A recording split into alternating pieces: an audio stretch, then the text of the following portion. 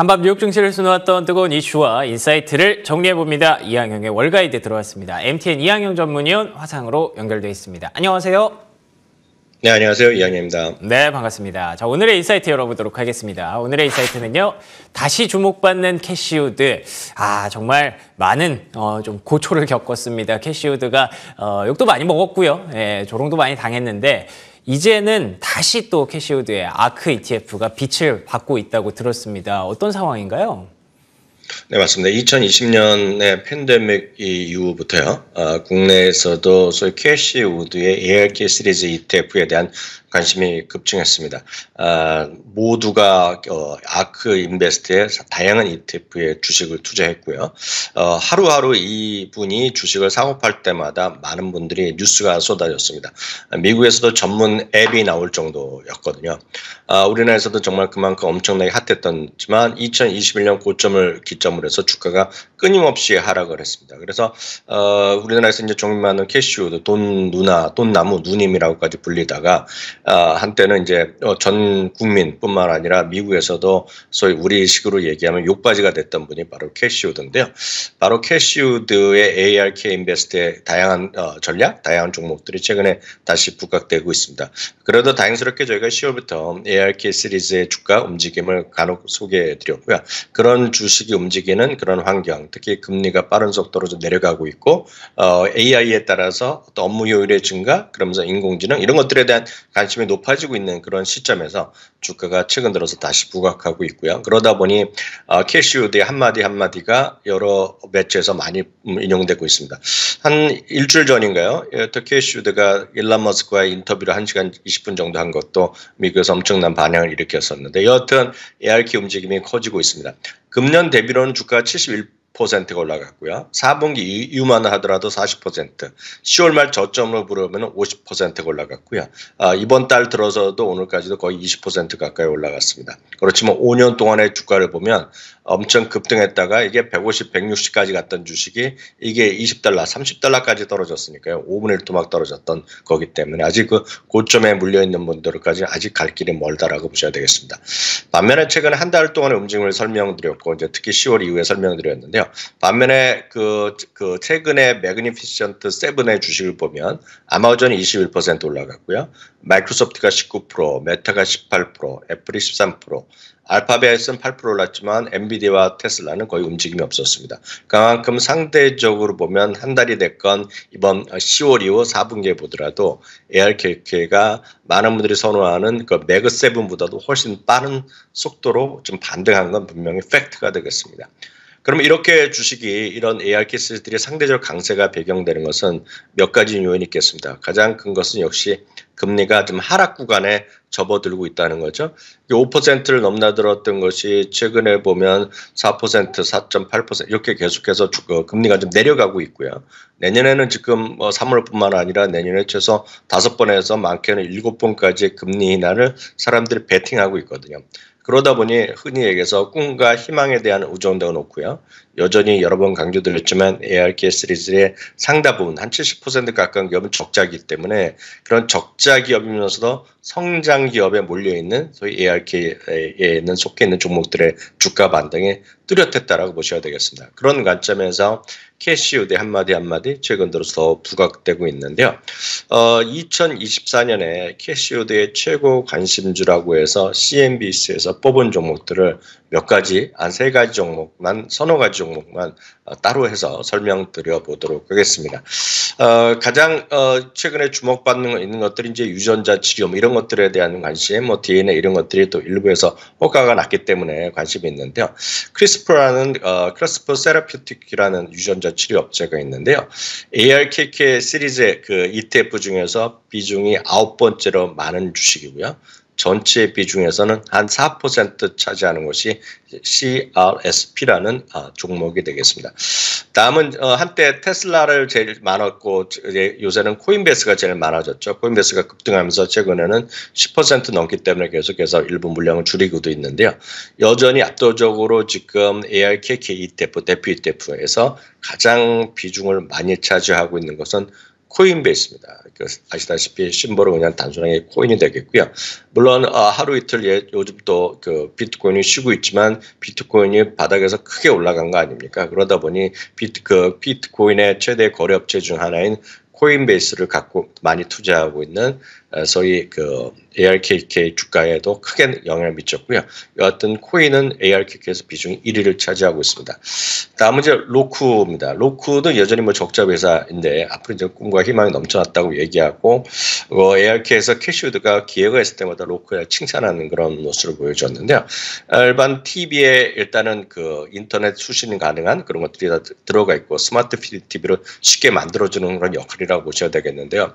우리나라에서는 이런 것들이 필요 없죠. 우리는 일반적으로 저렴하게 스마트 TV를 다 쓰고 있는데요. 여기서는 아직 그런 상황이 아닌 나라들이 많다 보니 로쿠가 TV에 장착돼 있거나 로쿠를 별도로 쓰는 분들이 꽤 있습니다. 여하튼 그런 로쿠가 되겠는데요.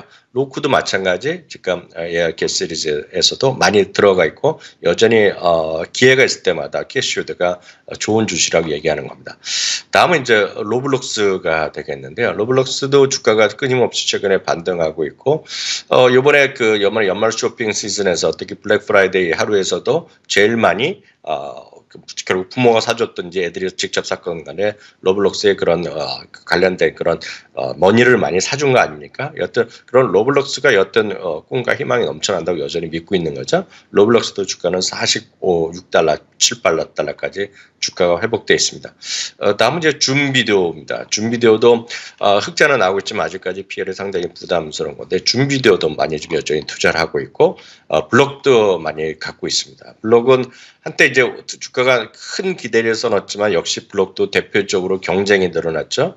애플페이라든가 구글페이가 들어오면서 페이 시장에서 상대적 위축. 그 이후에 오히려 블록이라든가 페이팔이 어디에 많이 들어가려면 비트코인의 거래 플랫폼 직접 투자도 많이 했는데요.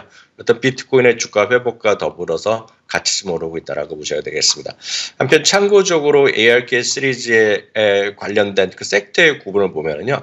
테크 비중이 압도적으로 많습니다. 32% 정도 되고요. DNA나 이런 첨단 치료제 이런 쪽에 관심이 많기 때문에 헬스케어 그리고 커뮤니케이션도 한 18% 정도 들어가 있고요. 역시 핀테크에도 들어가 있기 때문에 13.5% 정도 들어가 있습니다. 그리고 말씀드렸던 것들 포함해서 탑5에는요. 코인베이스, 로쿠, 테슬라, 줌비디오 그리고 UiPath가 탑5에 올라가 있다는 것 정도 참고하시면 좋겠습니다.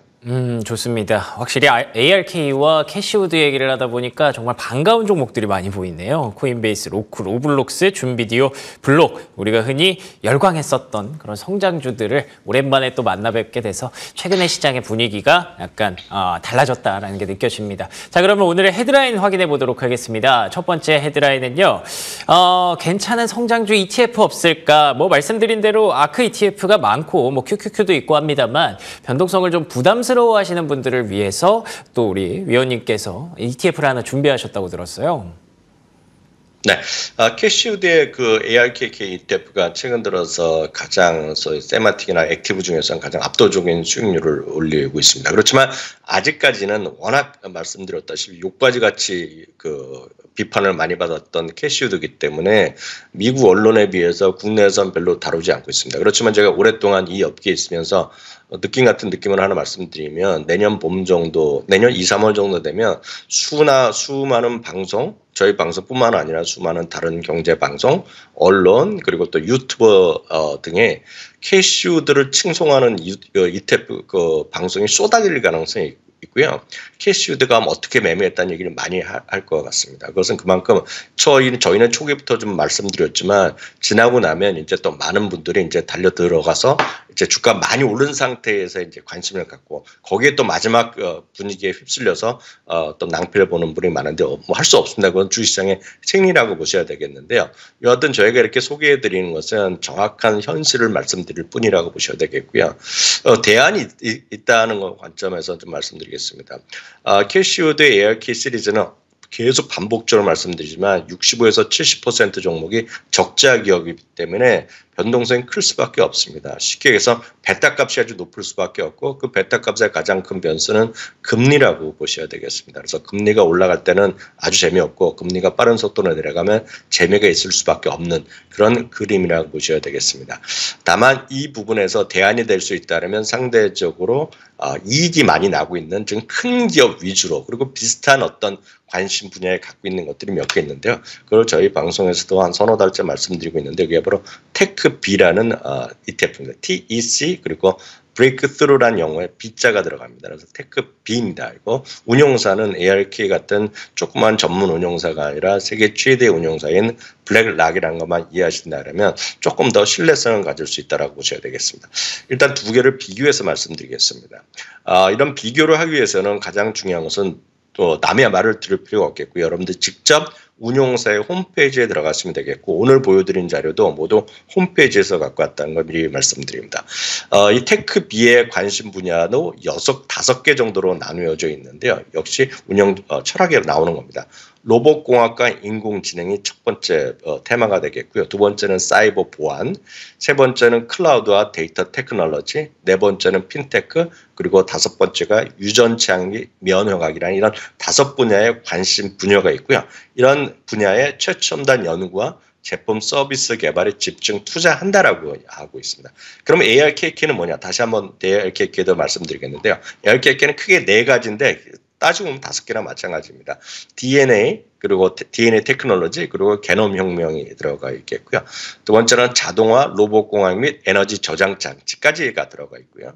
세 번째는 인공지능과 차세대 인터넷이 들어가 있고 마지막에는 핀테크 혁신이 있습니다. 그렇기 때문에 앞서 말씀드린 테크비와 ARKK는 관심 문제가 거의 동일하다. 다만 말씀드렸다시피 어느 정도 큰 기업이고 흑자나는 기업이 안정성을 추구하느냐 아니면 크게 돈을 벌기 위해서 적재에서 흑자로 돌아서는 그런 것들을 원하느냐의 차이라고 보셔야 되겠습니다.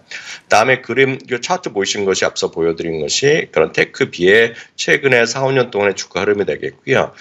섹터 비중으로 보면 오히려 이 테크비가 IT 비중이 더 높습니다. 앞서는 한 35% 정도 됐는데 10개는 테크비는 60% 정도가 테크 섹터에 몰려 있고요. 커뮤니케이션 서비스 그리고 바이오 헬스케어에 9%가 들어가 있고요. 핀테크 파이낸셜 서비스에도 6%가 들어가 있고요. 양 ETF에 거의 똑같은 거지만 미국 주식시장에 집중돼 있다라고 보셔야 되겠습니다. 탑5를 보면 약간 차이가 나는데요. 앞선 것들은 코인베이스나 로쿠, 테슬라 이런 것들이 많이 들어가 있는데요. 여기에 탑5에는 메타, 엔비디아, 세일즈포스, 아마존, 어도비 등이 들어가 있기 때문에 훨씬 크고 훨씬 안정된 기업이 들어가 있다는 거 보셔야 되겠습니다. 참고적으로 그 세일즈포스 주가를 보시면 세일즈포스는 작년 한 해 동안은 제일 재미없던 다우 주식 중에서는 올해는 100% 이상 올라서 인텔은 멀찌감치 뛰어넘고 세일즈포스가 압도적인 다우지수 상승 1위를 기록하는 기업입니다. 다음은 아마존이 되겠고요. 아마존은 이제 올해보다 내년이 더 기대되는 대표적인 빅테크 중 하나로 많은 월가에서 애널리스트들이 얘기하고 있고요. 세 번째는 어도비가 되겠습니다. 어도비는 최근에 실적 발표에 약간 쉬고 있는데요. 워낙 좋은 회사라고 보셔야 되겠고요. 다만 참고적으로 보면 최근에 1년을 보면 ARK가 더 많이 올라갔습니다. ARK가 더 많이 올랐다고 좋다는 의미가 아니라 변동성은 컸다는 것을 여러분들이 두 개의 비교 차트만 보더라도 금방 이해하실 것 같습니다. 최근에 1년은 ARKK가 80.6% 올라간 반면에 테크비는 60% 올라갔지만 흐름 보시면 ARKK는 훨씬 많이 올라갔고 떨어진 폭도 컸습니다. 반면에 테크비는 상대적으로 꾸준함이 있었던 측면에서 보면 이거는 어느 한쪽이 뭐 좋다 나쁘다를 떠나서 우리 시청자분들의 선택사항으로 남겨두는 몫이 되겠습니다. 진짜 선호도에 따라서 고르시면 될 것 같네요. 테크비와 아크케이를 한번 비교해봤고요. 자, 그러면 이어서 두 번째 헤드라인 바로 넘어가 보겠습니다. 두 번째 헤드라인은 델입니다. 흔한 PC 제조업체라고 생각했는데 최근 주가만 보면 엄청난 혁신 기업처럼 보입니다. 그만큼 강한데 어떤 메리트가 좀 작용을 했을까요? 네, 델 테크놀로지의 그 대표적인 브랜드 역시 DELL이라는 이제 그 하드웨어, 그 데스크탑 그리고 이제 노트북 많이 쓰는데요. 이런 게 이제 특이한 게 우리나라에서는 델이나 노트북 쓰는 분을 거의 이제 본 적이 전 없고 대부분이 우리나라 삼성이나 뭐 HP 아니면 뭐 중국산, 뭐 대만산 브랜드 많이 쓰는데요. 미국에서는 델 컴퓨터를 진짜 많이 쓰거든요. 그것은 그만큼 노트북 시장을 양분되어 있는 것이 뭐 델이라든가 애플의 이런 시리즈들이 다 완벽하게 맥시리들이 장악을 하고 있는데요. 여하튼 델 테크놀로지가 최근에 52주 최고가 행진을 이어가고 있습니다. 혹시 기억하시는 분 모르겠지만요. PC 시장의 회복세가 좀 뚜렷해지고 있다는 기대감이 있고요. 특히 내년도에 2024년에 PC 시장의 회복에 대한 기대감을 여러 연구기관에서 하고 있습니다. 특히 이거를 우리가 뭐로 알 수 있냐면 마이크로소프트의 실적 발표 당시 보면 10개의 사업 분야를 발표하는데요. 기존에 8개, 9개에서 계속 이익이 증가했었는데요. 이번에 보면 처음으로 10개의 사업 분야 모두가 매출이 늘어나는 그런 기업을 또했습니다. 그리고 마지막까지 회복세를 안 보이다가 회복세를 보이는 것이 윈도우 OEM 분야였거든요. 그러니까 PC가 많이 팔리니까 OEM이 많이 팔리는 거 아닙니까? 윈도우가 장착돼서 나갈 때 그래서 윈도우 OEM인데요. 그만큼 PC 시장 회복을 얘기하고 있고 그것은 AMD의 리사스도 PC 수요의 회복을 얘기하고 있거든요. 금년 2분기, 3분기에 바닥을 쳤다는 얘기하고 있는데 그런 관점에서 델 컴퓨터의 기본적인 PC 수요를 회복할 수 있다고 보여야 되겠고요. 두 번째 최근에 더 부각되는 것은 서버용 소위 컴퓨터인데요. 서버용 컴퓨터 중에서도 AI 서버 시장의 성장에 대한 수혜가 기대된다라고 얘기하고 있고요. 인텔이나 엔비디아와의 협력 관계를 통해서 뭐 델 파워 엣지 서버 이런 것들을 하고 있는데 이런 것들이 AI 시대의 수요가 늘어난 시장에서 확실하게 어떤 자리매김을 하고 있다는 얘기를 하고 있습니다. 특히 실적 발표 내용만 한번 살펴보면은요, 최근 3분기 연속으로요, 컨센서스 대비 50% 이상 올라가면 우리 슈퍼 어닝 서프라이즈라는 표현을 쉽게 우리가 수식을 붙이는데요. 3분기 연속으로 50% 이상 이익을 초과하는 슈퍼 깜짝 실적을 발생했다고 보여야 되겠고요. 물론 일부의 시각이지만 2024년에 S&P 500에 편입될 가능성을 조심스럽게 예측하는 사람도 있습니다. 한편 월가의 평가는요, 이번 실적 발표 이후에요, 최소한 4군데나 목표 주가를 상회했다는 것도 참고하시면 좋겠습니다. 알겠습니다. 델 테크놀로지 확실히 좀 좋아지고 있습니다. 자, 마지막 헤드라인 열어보겠습니다. 마지막 헤드라인 역시나 AI인데요. 올 한 해 핵심 키워드 누구나 AI라고 대답하실 것 같은데 내년에는 관련 종목들의 전망이 좀 어떨까요? 네, 일단 올해 거부터 좀 확인해 보면 올해는 엔비디아가 뭐 압도적으로 200% 이상 급등하면서 시장을 주목했는데요. 엔비디아 말고도 올해뿐만 아니라 올해도 주목을 받았고 내년도 기대되는 주식 3개를 한번 뽑아봤는데요. CNB에서 뽑은 걸 소개해드리도록 하겠습니다. 첫 번째는 AMD입니다. 금년에 주가 상승률을 116%, 쉽게 해서 엔비디아에서는 절반밖에 안 됐는데요. 얼마 전에 MI300X라는 AI 칩을 발표하지 않았습니까? 향후 4년 동안 4천억 달러 시장으로 커질 수 있다고 예상을 하고 있고요. 리사스 얘기로는 엔비디아의 현재 칩 H100보다 더 좋다는 얘기를 하고 있습니다. 월가의 투자 의견은 평균 136.7달러를 기록하고 있습니다. 다음은 아리스타 테크놀로지가 되겠는데요. 역시 금년 주가 상승률을 100%에 육박합니다. 데이터 센터 네트워크 분야의 최강자로 잘 알려져 있겠고요. 최근에 클라우드 앤 AI 타이탄이라는 사업 세그먼트를 재구성했는데요. 이런 AI 네트워크 매출에서도 2025년까지는 매년 7억 5천만 달러 이상의 매출이 나올 가능성이 있다는 얘기하고 있고요. 월가에서는 투자 기한 평균의 매수 그리고 226.4달러를 기록하고 있겠고요. 저희가 여러 번 말씀드렸던 클라우드 플레어도 역시 올해 87% 이어서 내년에도 기대가 된다는 얘기하고 있고요. 특이한 것은 내년에 현재 최대 고객 중 하나가 오픈 AI라고 합니다. 그래서 쉽게 해서 사용자가 오픈 AI 액세스를 하면 요즘 우리나라 많은 서비스 보시면 아시겠지만 상대방이 로봇이 아니라는 것을 알기 위해서 보트이나 매크로가 아닌지 사람인지 아닌지 확인하는 거 있지 않습니까? 이런 것들을 기본적으로 하는 회사가 바로 클라우드 플레이어고요. 내년에도 큰 기대가 있다는 것까지 참고하시면 좋겠습니다. 알겠습니다. 내년도 AI 기대감 계속 유지해봐도 좋을 것 같네요. 지금까지 이항영 MTN 전문위원과 함께했습니다. 오늘도 좋은 말씀 고맙습니다. 감사합니다.